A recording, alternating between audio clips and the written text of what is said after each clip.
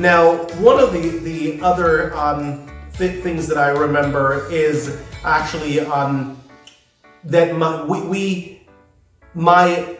when you were ironing in Jamaica, one of the things that you would do, it's usually, if you were living in a city, then you had a regular steam iron. But if you lived in the country, you would have an iron it was a piece of steel in the shape of an iron with a steel handle that was crafted on top of that iron. And what you do, you stick it in the real fire until it gets really, really hot.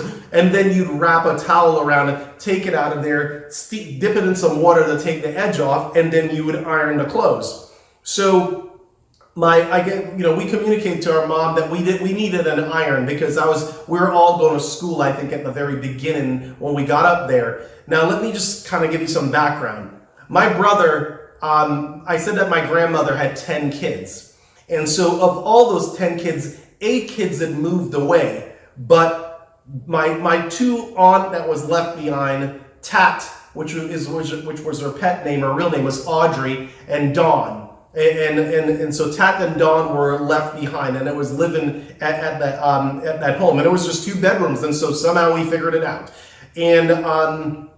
And so Tat was about 17, and Dawn was about 16, just barely turned 16. Now Wayne was about 15 and a half, almost 16, and Colin was about 16. He was the same age, my oldest brother Colin was the same age as Dawn, my aunt.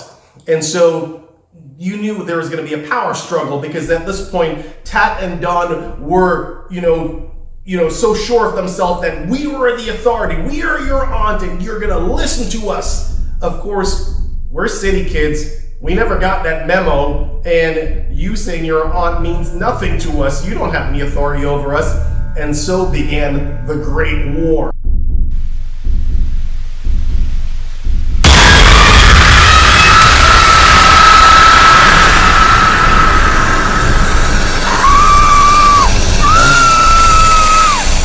And the Great War between particularly Dawn and Wayne erupted. And a little bit of background on Wayne. When Wayne lived with my parents, he used to go to a school that was called Tarrant. I don't know if it was called Tyrant or Tarrant, but Tarrant, I guess, was a middle school that he attended.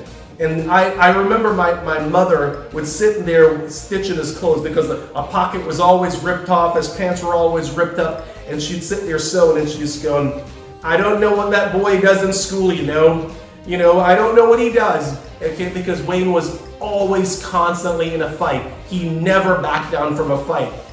And so Eva, I remember, so when we moved to Rock Hall, and Dawn decided that you're going to listen to me, Wayne. Well, that didn't go over well. And so I remember Dawn getting fights with him, and she's trying to stab him with a knife and him pinning him to the ground.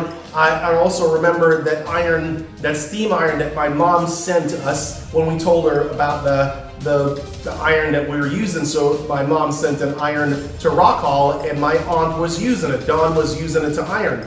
And her and Wayne got into it. I don't remember why. They always seem to get into it. And so, all of a sudden, at one point, Dawn just got angry and took the iron and branded Wayne right in the chest.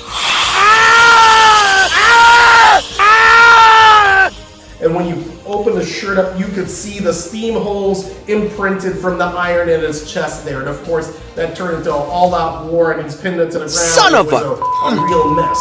So that's the kind of, I'm surprised nobody died during that time. It was just crazy.